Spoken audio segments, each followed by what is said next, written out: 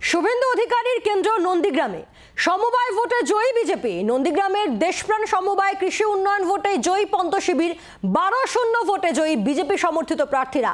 আদালতের নির্দেশে আজ নির্বাচন হয়। 12টি আসনেই প্রার্থী দিয়েছিল তৃণমূল কংগ্রেস। ভোটারদের ভয় দেখিয়ে ভোট করেছে বিজেপি, দাবি রাজ্যের শাসক দলের। অভিযোগ অস্বীকার করেছে গেরুয়া শিবির। স্থানীয় তৃণমূল নেতৃত্বের বক্তব্য শুনব।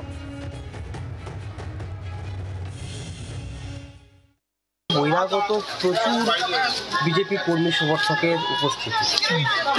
আসলে একটা অরাজনৈতিক নির্বাচনকে রাজনৈতিক রং দেওয়ার জন্য আপ্রাণ চেষ্টা বিজেপি। এই অঞ্চলে বেশ কয়েকদিন ধরে বিভিন্ন বুথে বুথে যে মানুষের উপরে প্রেশার ক্রিয়েট করা হচ্ছে এবং যারা এজেন্ট হওয়ার জন্য ইচ্ছা প্রকাশ করেছিলেন তাদের বাড়িতে বাড়িতে ধমক চমক দেওয়া হচ্ছে। মানুষের প্রতি আমাদের আস্থা বিশ্বাস আছে।